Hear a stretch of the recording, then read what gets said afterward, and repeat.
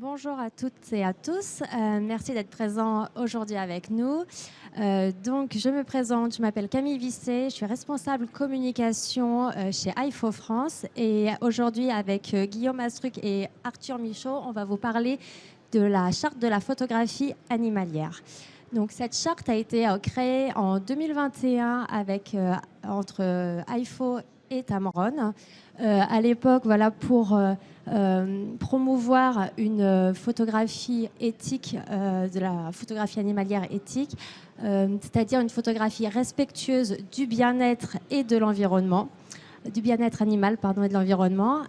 Avant de rentrer en détail sur les points de la charte avec Arthur et avec Guillaume, je vais vous présenter rapidement donc IFO. IFO, c'est l'acronyme pour International Fund for Animal Welfare, c'est-à-dire en français le Fonds international pour la protection des animaux.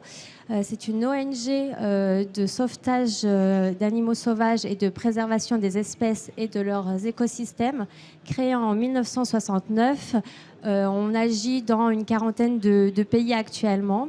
Notre vision est de favoriser une cohabitation harmonieuse entre les animaux et les hommes. Et pour cela, en fait, on engage les communautés locales sur place au plus proche des animaux sauvages. On travaille en partenariat avec les gouvernements, les organisations internationales et la société civile. Et également, on considère l'animal en tant qu'individu et non pas uniquement comme appartenant à une espèce. Quelques mots pour finir sur ce point-là avant de passer la parole sur nos programmes de conservation. Nos programmes, pardon.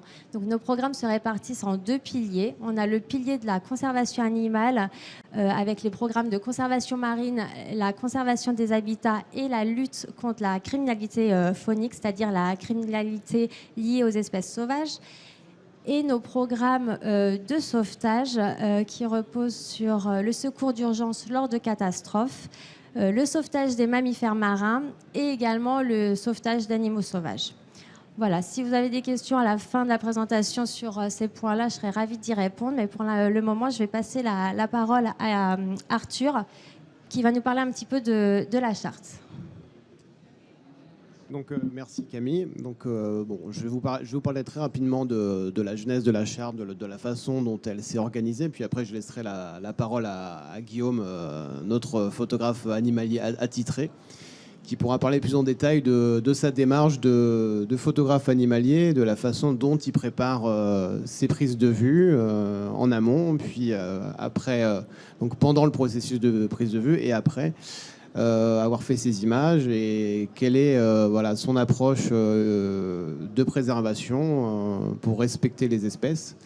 Donc on a eu effectivement cette idée avec l'ONG IFO de créer cette charte pour aller un petit peu plus loin. Donc Tamron, en tant que fabricant d'objectifs, d'appareils photo et de longues focales, de donner un petit peu une sorte de guide de bonne conduite par rapport à ces objectifs et à ce matériel qu'on met à disposition de tout le monde, de dire qu'il faut l'utiliser mais d'une certaine manière et pas que seulement l'utiliser pour faire une belle image. Donc de plus travailler sur les coulisses d'une belle image, les coulisses et la préparation sont tout aussi importantes que le résultat. Et bien souvent, en étant vraiment naturaliste, éthique et bienveillant dans sa préparation et dans son approche, on obtient aussi souvent une bonne image. Donc les deux ne sont pas contradictoires. Et on est accompagné donc depuis effectivement 2021 par une série d'ONG, de photographes, de partenaires aussi comme Photographes du Monde qui nous aident à promouvoir ce type de pratique.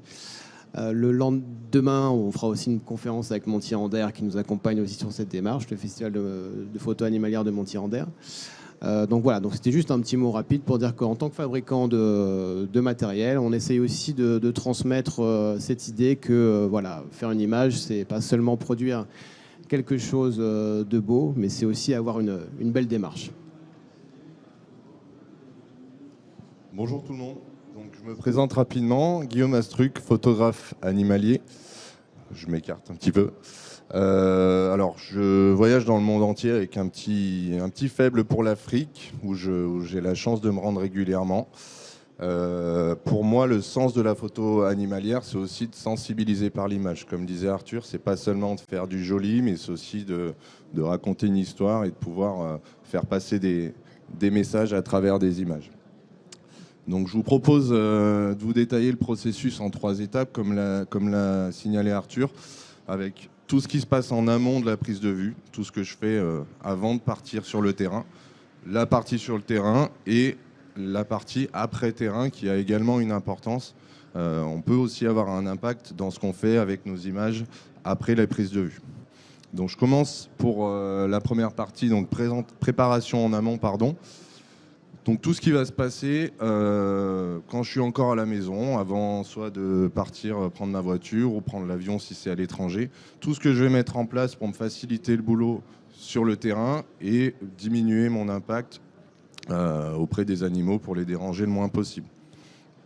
Donc, la première étape indispensable, à mon sens, et qui est en accord avec la charte de la photo animalière, c'est de bien connaître l'animal ou les animaux qu'on va vouloir photographier. Donc de bien se renseigner sur tout ce qui va concerner l'animal, ses comportements, son régime alimentaire, les saisons, si c'est les saisons des reproductions, s'il y a les bébés, etc. Ça peut aussi impacter les comportements, ça peut rendre les mères plus agressives, notamment s'il y a des bébés dans les alentours. Les saisons des pluies, saisons sèches, etc. Le plus on va avoir de renseignements sur l'animal, eh ben, le moins on va le déranger, puisqu'on sait ce qui peut potentiellement le déranger, donc on va pouvoir faire attention. Donc c'est une sécurité pour soi, mais également pour la faune. Donc ça, c'est un prérequis indispensable. Et puis, généralement, plus on en sait sur l'espèce, eh ben, plus on augmente nos chances de faire de belles photos également. Dans un second temps, toujours dans la phase en amont, important de bien s'entourer. Alors bien s'entourer, là, ça serait peut-être plus sur une pratique à l'étranger, en ce qui me concerne, c'est de s'entourer de guides locaux qui connaissent le terrain, qui connaissent les animaux et qui ont également une éthique environnementale. Donc qui ne sont pas là uniquement pour le profit, mais qui sont vraiment de passionnés de la nature, qui sont passionnés par les animaux qui vous emmènent voir. Et ça, c'est une chose hyper importante. Alors, c'est pas toujours facile avant de se rendre quelque part de savoir si le guide est bon ou pas. Donc ça peut marcher par recommandation, contacter des confrères ou des photographes qui connaissent le pays, qui connaissent l'espèce pour avoir une recommandation, ou sur internet avec des avis Google, etc. Ou tout simplement de contacter le guide et prendre un petit peu la température pour voir un petit peu comment il travaille. Donc ça, très important. Voyager en petits groupes. Alors moi, dans ma pratique, j'accompagne des voyageurs pour faire des safaris. On voyage par groupe de 6 personnes. Donc ça reste, on va dire, assez petit pour pas trop déranger les animaux. Si on arrivait avec un bus de 50 personnes, ça serait un petit peu plus problématique. J'ai une petite anecdote, moi, sur ma pratique d'il y a quelques années. Je me suis rendu au Sri Lanka pour voir des léopards dans un parc national. Je ne me suis pas forcément renseigné à l'époque sur le guide. J'ai pris un petit peu le premier venu et le moins cher. Et c'était une catastrophe. Il y avait 50 véhicules autour du léopard qui étaient terrorisés dans un buisson. Et au final, c'était un très mauvais souvenir pour lui et également pour moi. Donc, je me suis promis de ne plus jamais vivre ce genre de choses. Donc, important de bien se renseigner.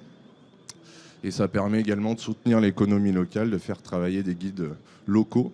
Je vous ai mis une petite photo de quelque chose que j'ai vu récemment circuler sur Internet. Uber se met au safari.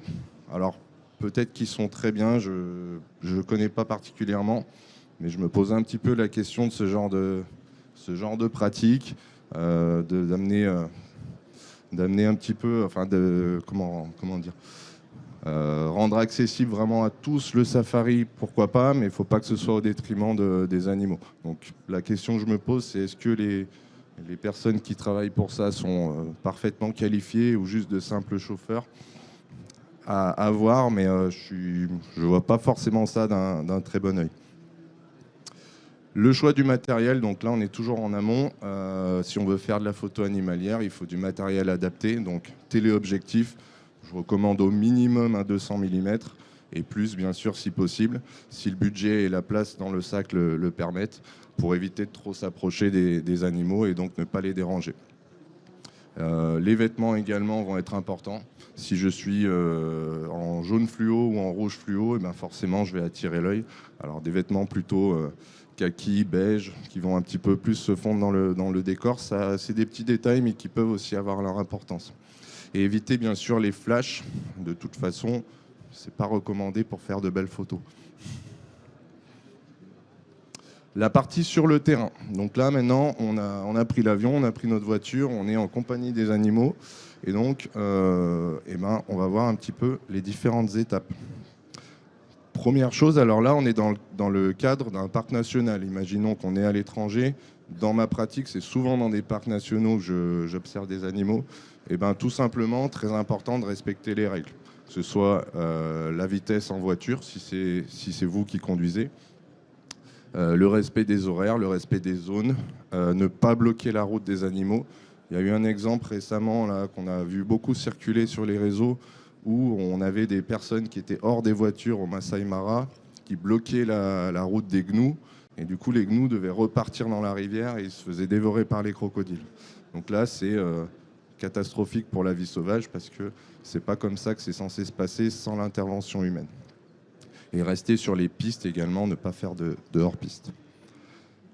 Ne pas interférer avec la vie sauvage, donc ne pas nourrir ou appâter les animaux. On les laisse tranquilles parce que ça risque de perturber leur alimentation, leur régime alimentaire. Si vous nourrissez un animal, il va considérer qu'il n'a plus besoin de chasser. Et s'il ne sait plus chasser, au bout d'un moment, il va malheureusement mourir. Donc c'est quelque chose à éviter, à proscrire absolument. Rester à distance. Alors en fonction des espèces, les distances ne sont pas forcément toujours les mêmes. Importance de se renseigner en amont sur les distances recommandées. Focale longue, on en a parlé. Et surtout accepter la frustration. Des photos, on en rate tous, quel que soit notre niveau. On va tous en rater, mais le but, c'est d'espérer prendre la belle photo la prochaine fois. Tant pis, c'est raté pour cette fois-ci. Mais il faut l'accepter, ça fait partie du jeu. Et bien sûr, rester en silence, pas faire de gestes brusques, si possible couper le moteur et ne pas imiter les cris des animaux. On se fait le plus petit et discret possible. Petite anecdote également, alors je ne vais pas forcément citer d'endroit, c'était en Afrique, mais je ne vais pas citer de pays ou d'endroit précis. J'ai mis un exemple d'une triste ironie. J'ai un ami qui était dans un pays d'Afrique il y a quelques semaines qui m'a dit trop bien, tous les soirs dans mon lodge, il y a un léopard qui vient boire au point d'eau juste devant. Je dis bon, ok, très bien. Et puis une heure après, il m'envoie ses photos avec un employé du lodge qui place un bout de viande sur le morceau de bois qu'on voit ici. Donc j'ai vite compris pourquoi le léopard venait boire tous les soirs au point d'eau. Et la petite ironie, c'est qu'au resto du lodge, il y a écrit « Ne pas nourrir les animaux » avec le petit bout de viande juste derrière. Voilà. Donc c'est des pratiques qui existent malheureusement. Important également, quand je disais bien s'entourer, c'est de bien choisir aussi les hébergements et peut-être d'éviter d'encourager ce genre de pratique. Quand il y a un petit piège comme ça, peut-être de savoir pourquoi le léopard il vient là, c'est peut-être pas un hasard. Voilà. Donc ça c'est un petit exemple de ce qui peut malheureusement se faire sur le terrain. Donc là, c'est en lien avec le tout début, ce que je disais, de bien connaître les animaux. Une fois sur le terrain, ça va nous permettre de déceler des signes de stress, de la nervosité, des grognements, des mouvements d'oreilles, toutes les petites choses, tous les petits signaux qui vont me permettre de me dire là, attention, il faut peut-être que je recule un peu ou que je m'en aille parce que là, on est en train de le déranger. Pareil, petite anecdote, vous l'avez peut-être vu sur Internet, c'est cet éléphant dans le delta d'Okavango qui charge des personnes en mokoro, c'est les petites pirogues traditionnelles, qui renversent les personnes et il y a un éléphant qui projette une personne sous l'eau. Alors heureusement, elles sont sorties, mais là, c'est clairement le guide qui était beaucoup trop près et qui n'a pas décelé de signes de nervosité alors que c'était une mère avec ses petits. Donc ça aurait pu être dramatique. Donc voilà, c'est des choses auxquelles il faut faire bien sûr très attention. Donc reculer, attendre, partir et renoncer s'il faut à une photo. Comme je disais tout à l'heure, on rate des photos, ça fait partie du jeu. Dans le cas de primates, donc dans ma pratique, j'ai l'occasion d'aller photographier des chimpanzés, des gorilles et autres primates en Ouganda. Et donc là, il y a des règles assez précises, notamment sur les transmissions des maladies. C'est des primates qui ont plus de 98% d'ADN commun avec nous, et donc du coup, on peut facilement se transmettre des maladies. Donc le port du masque est obligatoire. Donc ça, c'est important de le respecter, même si ça nous rappelle des mauvais souvenirs. Là, c'est pour leur bien et pour notre bien également. Respecter aussi la distance recommandée. Généralement, c'est 7 mètres pour les primates. Si c'est l'animal qui choisit de s'approcher, eh ben, dans ce cas-là, restez calme et immobile. Et limiter le temps. Alors, de toute façon, le temps est limité quoi qu'il arrive. En Ouganda, au Rwanda, c'est limité à 1 heure de visite avec les primates. Donc, quoi qu'il arrive, au bout d'1 heure, les rangers vous disent de vous en aller. Mais ils peuvent raccourcir encore si jamais ils estiment que les animaux sont agacés. On passe à la troisième étape qui va être après la prise de vue. Donc là, on a fini notre prise de vue sur le terrain, on rentre à l'hôtel, à la maison, etc. Et là encore, on a toujours une responsabilité en tant que photographe, qu'on soit professionnel, amateur, peu importe. On a toujours une responsabilité vis-à-vis de la vie sauvage. Au niveau notamment de la publication de nos photos, que ce soit sur nos sites internet, sur nos réseaux sociaux, autour de notre entourage. Première chose, c'est d'éviter la géolocalisation. Là, c'est pas par hasard si j'ai mis un rhino, c'est une espèce menacée. Ça peut avoir des effets catastrophiques si on met les coordonnées GPS, de dire ce rhino là, je l'ai pris à tel endroit, tout le monde peut y aller. Et là, vous dites clairement aux braconniers, allez-y, servez-vous, il n'y a pas de souci. Donc, à tout prix, éviter de géolocaliser les animaux, même si ce n'est pas des espèces en danger d'ailleurs. Ça évite qu'il y ait tout un afflux de personnes qui viennent les perturber. Ensuite, dans ce que vous allez raconter également, c'est intéressant de contextualiser ce que vous avez vu sur le terrain, ce qui s'est passé, comment vit l'espèce, quelles sont ses menaces. Voilà, toutes les choses que vous avez pu apprendre sur le terrain pour les partager et sensibiliser à votre échelle. Que vous ayez une petite audience ou une plus grande audience, peu importe, chaque personne que vous allez pouvoir sensibiliser, c'est toujours ça de gagner. Choisir des images qui sensibilisent, donc je reste toujours dans ce thème-là, ça ne veut pas dire toujours montrer les plus belles images. Des fois, c'est peut-être des images un petit peu plus choquantes, entre guillemets, mais qui vont vraiment avoir un impact sur les gens qui vont les voir. Je pense notamment à des fois, on voit des photos de rhinos avec les cornes coupées qui ont été mutilées. Alors, c'est des photos difficiles à voir, mais des fois, ça fait partie du job aussi de photographe, de montrer ce genre d'images pour qu'on évite d'encourager ces pratiques, de pouvoir dénoncer aussi ces pratiques-là. Et post-production, alors, c'est un avis très personnel. La post-prod, c'est vraiment quelque chose de subjectif qui est propre à chacun. Mais moi, en tant que photographe animalier, j'essaye de rester le plus fidèle possible à la réalité pour que les gens sachent à quoi s'attendre si jamais eux aussi vont rencontrer ces animaux-là. Si je mets un rhino, je sais pas moi, magnifique, et qu'ils arrivent sur le terrain et que finalement c'est pas du tout ce qu'ils ont vu, il y aura peut-être un petit sentiment d'imposture, donc c'est pas le but. Et pour finir, au niveau des réseaux sociaux, ça fait partie aussi maintenant du jeu. Les réseaux sociaux, c'est un outil quand même hyper intéressant pour montrer son travail. Ça a aussi ses limites, on le sait tous.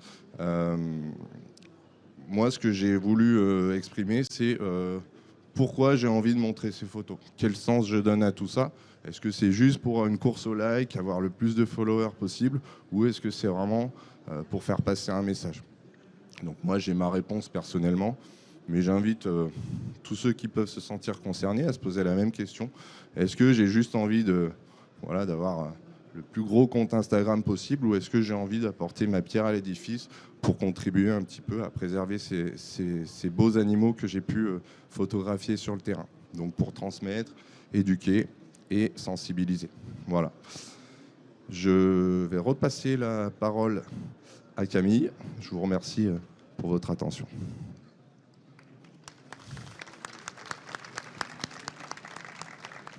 Juste avant de passer aux questions, si vous en avez, voilà, on a mis le petit QR code pour vous inviter, encourager à signer la charte de la photographie animalière. Donc, elle est, elle est disponible sur le site IFAW, donc IFAW. Vous avez le QR code, vous avez aussi un totem juste en haut des escaliers avec les principes de la charte et le petit QR code. Donc, n'hésitez pas. Et là, je vous propose, sauf si Arthur, tu as quelque chose à ajouter, mais nous pouvons passer aux questions si vous en avez. Je vous ai mis également mes coordonnées si vous souhaitez me joindre. Vous êtes les bienvenus. Si vous avez les moindres questions, je vous répondrai avec plaisir. Alors peut-être un petit point, ce qui vous fera peut-être réagir. L'application des principes de cette charte et de cette démarche éthique, ça s'applique aussi un peu à la photographie du quotidien qu'on peut faire dans son jardin, c'est-à-dire voilà, prendre en photo des oiseaux, donc faire attention à respecter la nidification, ne pas les perturber aussi dans cette démarche-là. Quand on s'approche pour prendre une photo d'un oiseau, y aller discrètement, mais aussi partir discrètement. Voilà, parce que parfois on peut avoir le désir ou la patience ou l'impatience de prendre l'oiseau dans son envol. Donc ça se joue aussi au niveau local, c'est-à-dire que voilà, bien connaître les espèces qui sont autour de nous, qui sont dans notre jardin, même au niveau de la macro-photographie. Et puis voilà, échanger et reporter aussi. Si on voit un renard blessé, on peut aussi voilà, avoir ce côté un peu militant, naturaliste dans sa pratique de photographe animalier. Donc vous pouvez aussi partager ces expériences-là si vous le souhaitez avec nous. Donc n'hésitez pas si vous avez des questions. Ah, il y a une question là-bas. J'allais dire, c'était tellement clair qu'il n'y a aucune question. Oui, j'ai une question par rapport à la photo en parc animalier, dans les zoos par exemple. Qu'est-ce que vous pensez parce qu'aujourd'hui, avec l'empreinte carbone, le fait de prendre un avion, une voiture pour justement faire un safari, quel est le plus éthique? Moi, je me pose ces questions aujourd'hui, des fois, de me dire, si ça se trouve, si je vais dans un parc animalier près de chez moi, en transport en commun, est-ce que finalement l'empreinte carbone n'est pas plus réduite pour faire des photos? Et en fait, je me pose beaucoup de questions là-dessus parce que les parcs animaliers peuvent avoir un rôle de préservation des espèces. Enfin voilà. Donc voilà, c'est une question que je me pose par rapport à cette nouvelle éthique, parce que le fait de ne pas appâter, de ne pas d'utiliser d'appât, c'est quelque chose d'assez nouveau. Il y a encore des livres sur la photo animalière qui se vendent ici, qui parlent d'appâter pour les rapaces et tout ça. Donc ça évolue très vite. Et voilà, je me posais cette question sur les parcs animaliers. Ce que vous en pensez? Alors, je suis assez partagé personnellement sur le sujet. C'est-à-dire que je peux comprendre, comme vous le dites, hein, l'argument de l'empreinte carbone. Des fois, il y a aussi des parcs animaliers qui sont créés avec des animaux qui ont été blessés, qui sont orphelins, donc qui visent aussi à les sauver, qu'ils étaient voués à une mort certaine. Donc je pense qu'il y a du positif. Il y a aussi l'autre côté où je suis un peu plus partagé sur le fait que pour moi, un animal, il est censé être dans la nature, il n'est pas censé être dans un enclos, dans une cage et être nourri. Donc c'est assez paradoxal. J'avoue que alors moi, je suis pas là pour donner des leçons à qui que ce soit. Je comprends aussi la famille qui n'a pas forcément les moyens d'aller mettre 4 ou 5 billets d'avion pour partir en Afrique et qui est toute contente de montrer des animaux à ses enfants. Donc je suis un peu comme vous, je suis un peu partagé sur le sujet. Après, évidemment, je ne peux pas encourager d'enfermer des animaux. Mais effectivement, le côté éthique et empreinte carbone, je vous rejoins, il n'y a pas de solution miracle là-dessus, malheureusement. On a tous une empreinte dès qu'on voyage. Et pour ce qui est d'appâter les animaux, on sait que c'est une pratique qui existe encore aujourd'hui dans la photo animalière. Des fois, on voit des photos magnifiques qui ont été un petit peu trichées, entre guillemets. On sait que ça existe, ça fait partie du jeu. Alors moi personnellement, c'est pas ma pratique. Après, des fois, il y a des enjeux peut-être un peu qu'on voit pas, qui sont financiers, etc., qui peuvent pousser à ce genre de pratique. Mais malheureusement, oui, ça existe. Ça, je peux pas vous contredire.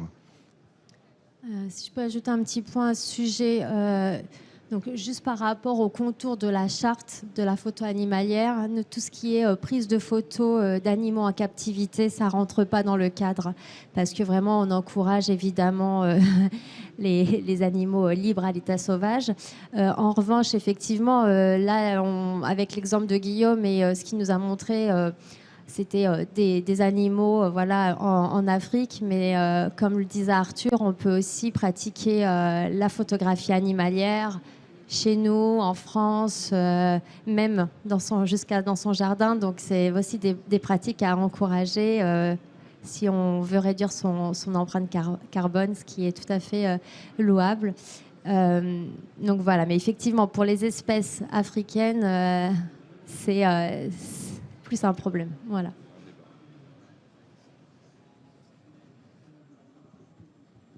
C'est d'autres remarques, des témoignages, n'hésitez pas, il nous reste quelques minutes.